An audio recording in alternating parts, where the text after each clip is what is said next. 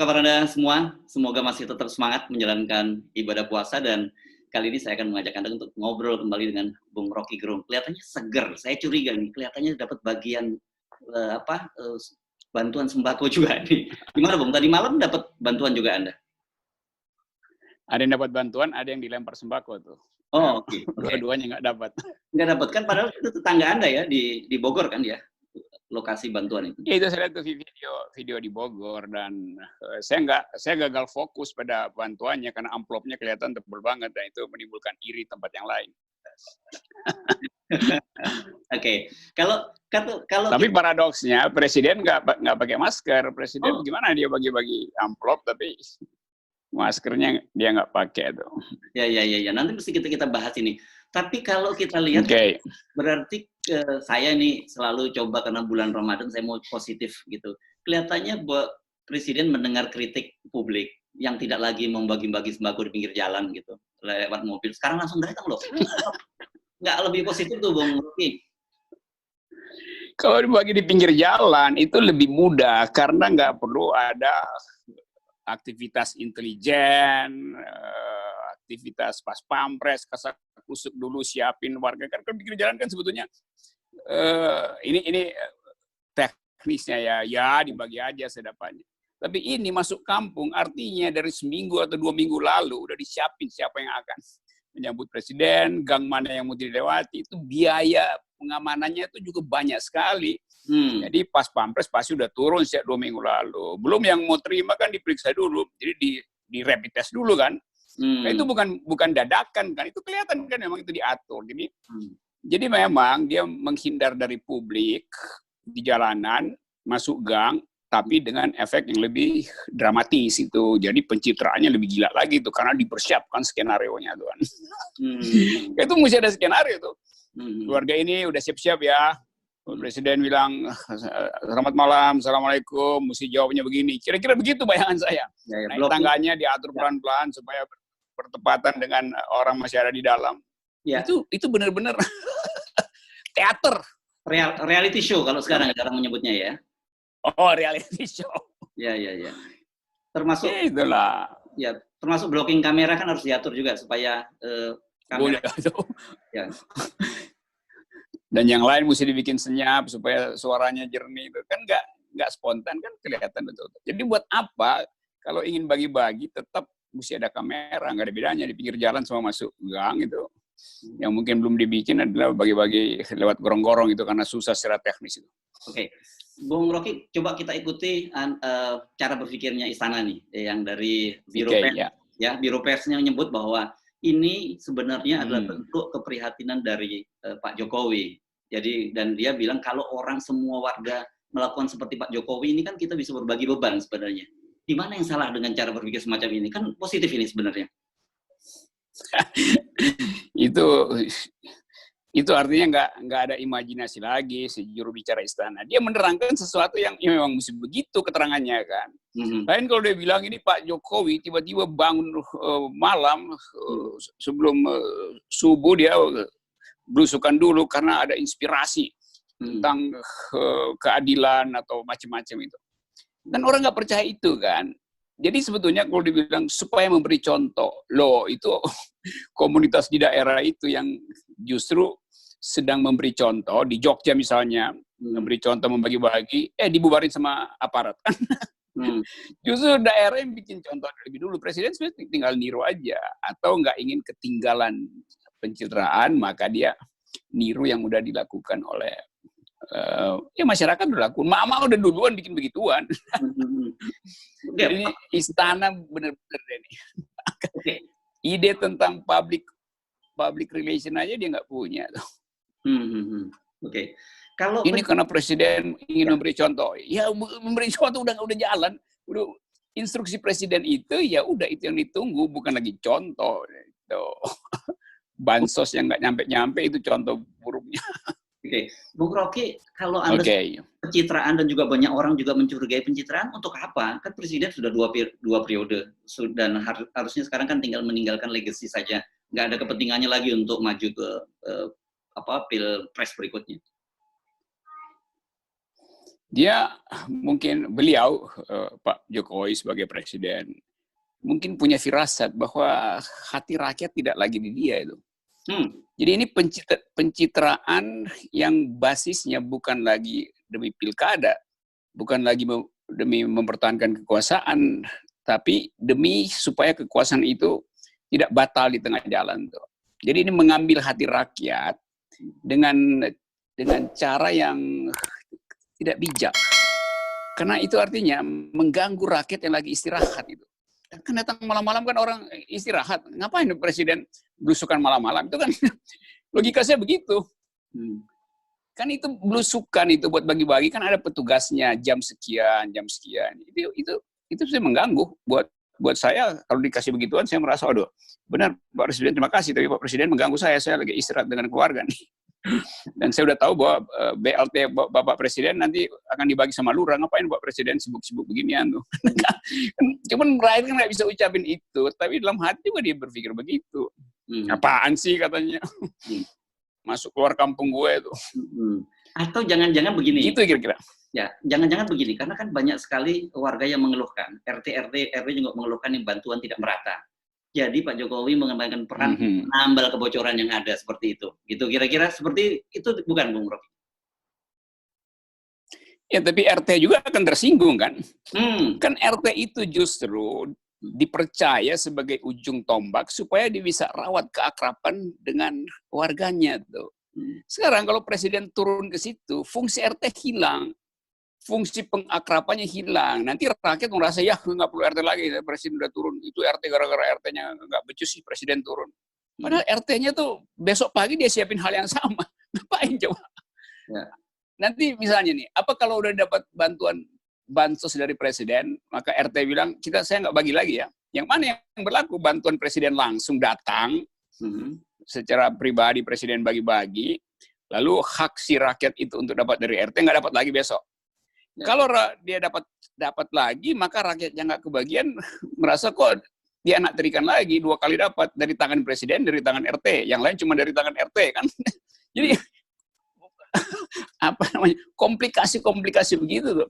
Dalam keadaan sekarang orang akan peka dengan sinyal-sinyal yang kompleks semacam itu. Ya, Bung Rocky, saya menangkap ada yang nggak match nih antara presiden dengan karena kan berkali-kali presiden melakukan, bahkan ada yang nyebut seperti bahwa presiden sudah 7 kali setidaknya membagikan BLT di pinggir jalan. Kemudian dikritik keras. Ternyata presiden terus bersikeras dan bahkan kemudian mencoba modus baru, yakni dengan belusukan dan masuk ke kampung-kampung. Nah ini kan tentu ada yang berbeda antara persepsi publik dengan persepsi yang ada di dalam benak presiden. Itu artinya presiden punya pembisik lain. Mungkin mungkin semacam inspirasi dari nujum atau ada dukun yang memberitahu bahwa Anda harus bertemu dengan rakyat itu. Ya bisa aja kan. Dan politik Indonesia tuh perdukunan juga tinggi. Oh, kan sampai segitu. Pasti dan akan dihitung hari apa yang paling bagus tuh, jam berapa tuh, bajunya apa. Cari gang yang ada bunyi jangkrik itu. Itu udah biasa tuh di dalam. Itu tradisi bagian dari kultur politik kita begitu. Dan sangat mungkin juga presiden nggak mau dengar suara jurnalis atau presiden malas baca ulasan Hersubeno Arif setiap hari yang tajam nyelekit, penuh satir yang diviralkan. Maka dia pilih semacam. Jadi presiden sebenarnya presiden sedang melakukan pembangkangan kebudayaan.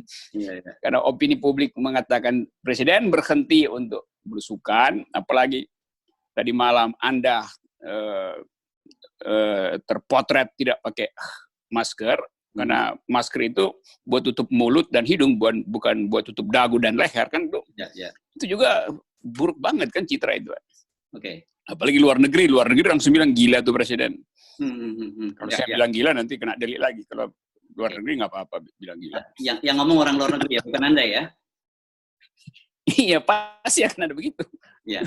Oke, nanti kita ngomong soal luar negeri. Tapi saya ini karena yang ngomong Anda seorang Rocky Gerung gitu, dan Anda tadi menyebut soal perdukunan, saya jadi teringat tadi itu saya ketawa-ketawa ketika membaca di WhatsApp itu ada yang mengomentari ketika videonya Pak Jokowi. Coba perhatikan, mengapa Pak Jokowi bajunya tidak selalu tidak dimasukkan. Kalau kemudian berjalan selalu tangannya di belakang gitu, tangan di belakang dan sebagainya. Ini kalau dari sisi keyakinan Jawa ini ada sesuatu yang seperti Anda tadi perdukunan, kok saya nggak percaya yang semacam itu. Tapi ketika Anda ngomong, saya jadi mulai mikir tuh, Rocky. Mungkin saya nggak tahu, tapi saya nggak perhatiin tangannya di mana itu. Atau lagi kasih kode kayak orang main volley kan, tangannya dikasih kode dari belakang supaya servisnya itu ke arah kiri apa kanan. Tuh. Ya mungkin ada petugas di belakang yang kasih kode. Tetapi intinya adalah semua orang akhirnya memperhatikan gestur dari Pak Jokowi. Bajunya apa, gerakan tangannya apa, cara megang amplop gimana. Akhirnya yang diperhatikan orang adalah bahasa tubuhnya, bukan bahasa otaknya kan yang dibicarakan orang kan. Orang menganalisa bahasa tubuh presiden kita tuh. Dan itu buruk loh kalau orang boleh menganalisa bahasa tubuh dan nggak mau lagi menganalisa bahasa polisinya. Artinya bodo amat dengan polisi. Itu. Jadi masyarakat juga akhirnya main nujum-nujuman nih. Ini mau kemana nih tangan kirinya nih? Yang mau dikeluarin duluan amplop sebelah kiri apa sebelah kanan? Karena mungkin aja yang sebelah kiri itu 50 ribuan, yang sebelah kanan 100 ribuan kan. Jadi beliau mungkin mengingat-ingat briefingnya bagaimana ya? Keluarga yang sana yang amplop kanan apa kiri? Kan jadi begitu kan spekulasi orang. Ya. Ini bukan saya cuma menganalisa pertanyaan Herr Subeno Arif ya. Ya, jadi kalau udah begitu, saya kira mungkin pendekatannya bukan lagi pendekatan politik, tetapi lebih pada marketing politik ya. Kita bisa memahaminya ya dalam situasi semacam ini. Wah, ini istilahnya tadi marketing politik. Memang ini lagi marketing karena legitimasi sebetulnya nggak bisa dipulihkan dengan marketing. Legitimasi itu pulih bila ada satu kejujuran etis untuk mengatakan bahwa keadaan kita begini, tolong pahami segala macam. Tapi justru di situ kekeliruan sejak awal. Mengapa? Karena data tentang COVID ini dari awal kan didekati secara semi nujum juga, yaitu dengan Presiden mengatakan ini kami akan tangani ini dengan pendekatan intelijen. Itu kan nujum sebetulnya kan. Kan intelijen datanya nggak bisa dibuka. Jadi kalau peneliti mau lihat datanya nggak boleh karena user dari intelijen adalah Presiden. Padahal banyak peneliti mau meneliti itu apa hasil dari BIN. Kan nggak boleh publik umum. Jadi dari awal data ini udah data perdukunan, data nujum. Kenapa mesti intelijen yang memegang data itu? Nah sekarang Presiden bingung sendiri, minta supaya datanya dibuka. Loh, di awalnya disuruh ditutup, kok sekarang suruh dibuka? Jadi itulah inkonsistensi itu yang terus diperlihatkan. Oke. Itu kira-kira ya. Nah, ini kan karena tadi Anda menyinggung juga soal luar negeri dan sebagainya. Kita baru aja membaca sebuah jurnal dari Carnegie Endowment di Amerika ya. Ini kalau saya nggak salah ini lembaga think tank yang cukup berwibawa di Amerika ini. Yes. Penelitinya menyebut bahwa bencana di Indonesia ini sudah jadi bencana sekarang. Bencananya menurut Anda itu dari sisi apa? Apakah dari sisi hanya dari sisi politik, dari ekonomi, atau dari sisi yang lain kalau Anda melihat perspektifnya yang dengan cara yang berbeda? Saya kira TNI kemarin juga membaca jurnal itu, sehingga TNI mengajukan proposal supaya sekaligus dinyatakan ini bencana keamanan, bukan sekedar kesehatan atau bencana sosial. Kenapa begitu? Karena kan di ujung kehidupan bermasyarakat kita ada Koramil. Ya. Ada dia yang tahu sebetulnya keadaan kan. Bahwa ini bisa jadi krisis keamanan segala macam karena social unrest ada di situ semua, bukan lagi pembangkangan sosial tapi pembangkangan bupati, pembangkangan lurah. Udah terjadi kan keadaan itu. RT RW. Iya, jadi itu sebetulnya tuh. Saya kira iya itu analis Carnegie Center segala macam itu juga setara dengan analis yang dilakukan oleh banyak peneliti Indonesia bahwa keadaannya betul-betul mencekam sebetulnya. Kan saya nggak bisa bayangin misalnya lurah berani untuk ngata-ngatain pejabat pusat, kan itu artinya dia udah dibatas, sudah melampaui kemampuan kesabarannya tuh. Itu berarti juga rakyatnya merasa iyalah silakan Pak Lurah, daripada nggak jelas keadaan mending Pak Lurah maki-maki aja tuh. Jadi kita mesti tahu bahwa pembicaraan di publik under current politics, politik arus bawah ini sudah mengental, dan itu yang terbaca di dalam statement lurah, statement camat, tadi statement Mabes TNI segala macam. Itu udah berlangsung. Jadi kita mesti siap sebetulnya dengan keadaan yang buruk itu. Okay. Nah, yang kedua, kenapa kemudian luar negeri bersepakat, komunitas akademis luar negeri bersepakat bahwa Indonesia dalam keadaan bahaya? Karena yang disebut critical numbers itu udah terlampaui. Yang 5.000 kasus itu udah terlampaui. Sekarang udah berapa? 7.000, 10.000. Nah, di dalam statistik, begitu angka kritis 5.000 terlampaui, maka secara eksponensial itu akan menimbulkan kegemparan. Nah, seharusnya, dulu saya kritik, kemarin beberapa hari lalu ada teman debat, salah satu anggota partai, saya kritik, saya bilang, intervensi yang dilakukan presiden itu terlambat, karena angkanya udah 5.000. Orang yang saya kritik, anggota DPR, dia bilang, loh bahkan dari angka 2.000 presiden udah intervensi, apa yang kurang? Terus saya terangkan, ilmu pengetahuan mengatakan, kalau diintervensi ketika kasus masih 2.000, maka seharusnya kasusnya tidak akan naik ke angka kritis 5.000. Jadi kalau dari diintervensi 2.000 tiba-tiba kasus hari ini 5.000, udah 10.000, artinya intervensinya gagal. Kan begitu lihatnya kan. Jadi dia berpikir, oh presiden dilakukan loh, kasusnya masih 2.000, udah terjadi. Loh mestinya setelah presiden lakukan intervensi, 2.000 turun ke 1.999, bukannya melompat. Jadi logika itu aja nggak dipahami oleh banyak elit, oleh anggota DPR bahkan. Kenapa? Karena hanya ingin membela. Ya. Jadi asal membela itu yang membuat orang asing menganggap peneliti luar ini kebijakan ini dungu semua nih. Asal bela gitu, nggak ngerti fungsi dari critical numbers itu. Ya, ya. Jadi nanti kalau 5.000 intervensi lagi, berarti mesti turun ke 4.999. Enggak, naik lagi ternyata. Jadi itu kekacauan. Dari awal memang kacau karena yang ditugaskan untuk menangani ini kan Doni, Jenderal Doni. Ya. Tapi yang ngomong itu menteri, macam-macam menteri ikut nimbrung. Jadi buat apa ada pusat pengendalian kalau setiap menteri juga merasa mampu mengendalikan kan? Buruknya kan di situ semuanya. Bung Rocky. Bukan sekedar tumpang tindih, tapi saling membatalkan. Bung Rocky, pemahaman saya Harso. Sebagai seorang presiden, biasanya kan yang saya bayangkan begitu, juga kalau kita nonton di film-film itu kan selalu membaca semua laporan-laporan intelijen, ya. Dan berdasarkan laporan-laporan itu tadi, kemudian kan ada rekomendasi-rekomendasi dari mereka, apa yang harus dilakukan presiden dan kemudian apa yang diputuskan oleh presiden. Apa iya menurut Anda bahwa langkah-langkah seperti yang dilakukan oleh presiden ini mengabaikan semua laporan-laporan intelijen, atau sebenarnya justru itu yang disarankan oleh mereka? Problemnya presiden nggak pernah nonton film yang semacam itu, jadi dia nggak ngerti bahwa dia menapis itu sebagai user dan mengandalkan dua fungsi aja. Satu fungsi mengeksekusi hasil intelijen itu, baru menunggu pantul balik dari hasil eksekusi itu. Kan yang disebut circle aktivitas intelijen kan begitu kan. User, data dikasih ke user lakukan itu, eksekusi pantul baliknya dimonitor lagi oleh intelijen. Nah ini eksekusinya enggak, karena ada intel privat juga yang beroperasi. Intel bisnis lah, intel kroni, intel maklar, intel partai. Jadi presiden tuh intelnya itu macam-macam selain intel dukun yang saya sebut tadi. Jadi tinggal sekarang nggak ada format itu.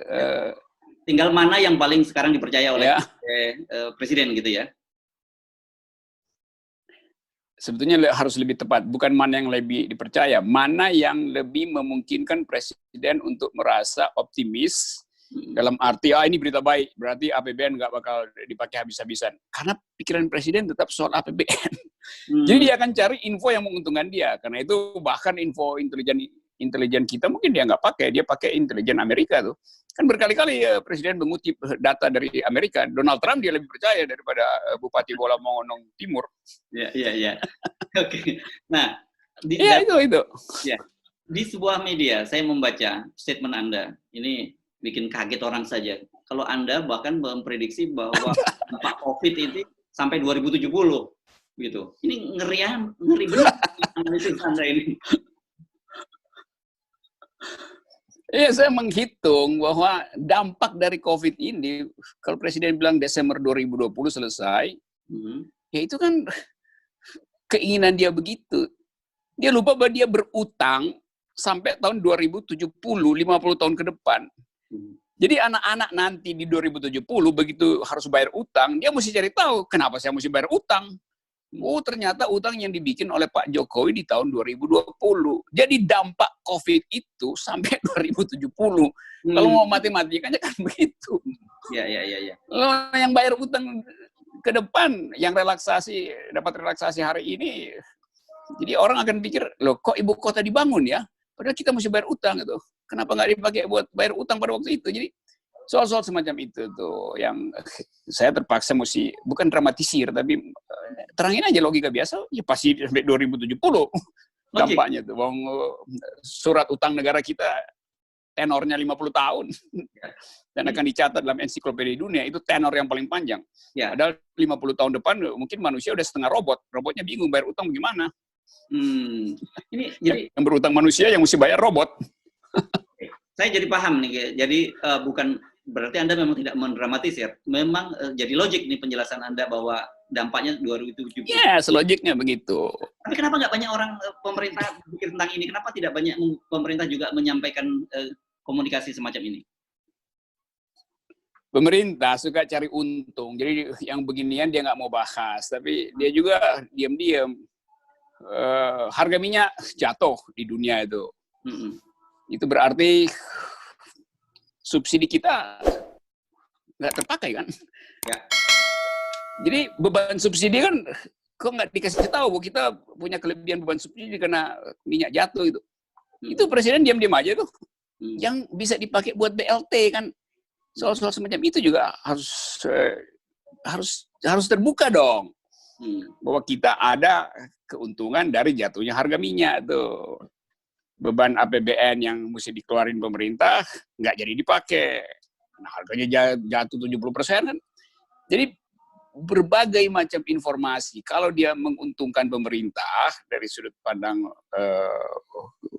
anggaran, dia sembunyiin itu. Kalau itu meresahkan publik, dia kasih contoh belusukan supaya orang lain yang keluarin duit terus kasih contoh, ini presiden aja bagi-bagi bansos, masa negara rakyat masyarakat nggak saling membagi. Loh, presiden bagi bansos itu dari uang rakyat, ya jangan bilang yang apa lain dalam arti aneh gitu. Oke. Nah, ini kita pengen tahu bacaan Anda, Bung Rocky. Bacaan Anda kira-kira dengan banyaknya kritik semacam itu, bacaan Anda dari perilaku politik Pak Jokowi, bantuan langsung yang disampaikan oleh Pak Jokowi ini akan berlanjut atau akan berakhir setelah banyaknya kritik semacam ini? Sebetulnya orang nggak peduli mau berlanjut berakhir karena keadaan sudah masuk pada tahap yang emergency dari segi kejiwaan orang itu. Jadi presiden lakukan juga nggak ada efek apa-apa itu. Tetapi dia akan terus lakukan itu sebab cuman itu permainan utamanya kan cuman itu, mainannya cuman itu. Presiden hanya bisa menunjukkan empatinya dengan cara yang dia kenal dari awal, yaitu lempar-lempar sembako dari mobil, bagi-bagi amplop, kan cuman itu yang dia punya. Nah, sialnya millennials yang di sekitarnya juga yang seharusnya kasih semacam ide out of the box, itu sibuk buat cari amplop sendiri juga tuh. Jadi nggak nyambung itu, nggak kena. Sementara masyarakat luas yang justru memberi kritik dihalangi untuk memberi masukan itu. Kan itu problem kita tuh. Jadi saya kasihan juga lihat presiden nggak punya ide. Coba presiden tampil di televisi, terus misalnya nggak usahlah kutip cerita-cerita film yang spektakuler, ambil beberapa dongeng kecil di dalam tradisi kebudayaan kita yang ada pesan moral yang tinggi loh. Begitu banyak cerita sebelum tidur yang bisa presiden ucapkan dalam 2-3 menit di setiap setiap hari presiden ucapin satu cerita yang menyejukkan itu. Tapi kan nggak ada kemampuan itu kan. Ini menarik nih. Jadi ya saya nggak minta presiden untuk ajukan semacam keterangan seperti kemampuan Angela Merkel untuk mengucapkan bujukan pada rakyat Jerman dengan kemampuan akademisnya, enggak. Atau kemampuan Perdana Menteri New Zealand yang dengan cerdas memperlihatkan pengetahuan dia tentang ethics of care, atau Taiwan, segala macam. Ya, kita tahu presiden kita terbatas di dalam narasi itu. Seharusnya dia dibantu. Karena nggak ada yang bantu, maka presiden anggap, ya udah saya belusukan aja lagi kan. Padahal belusukan itu bukan dalam situasi krisis, justru membahayakan dia belusukan dalam situasi krisis. Mudah-mudahan. Karena ada persiapan. Mudah-mudahan kali ini saran Anda sekali-kali bolehlah didengar oleh presiden, karena menurut saya idenya cukup menarik. Ya, saya nggak kasih kritik yang dalam rangka ngeyel, tapi kritik terhadap betul-betul apa yang kita lihat di publik. Kalau presiden tidak tampil sebagai figur publik, ya nggak ada kritik kan. Tapi justru ditampilkan, maka mesti ada kritik dong. Terima kasih, Bung. Oke. Bung ya.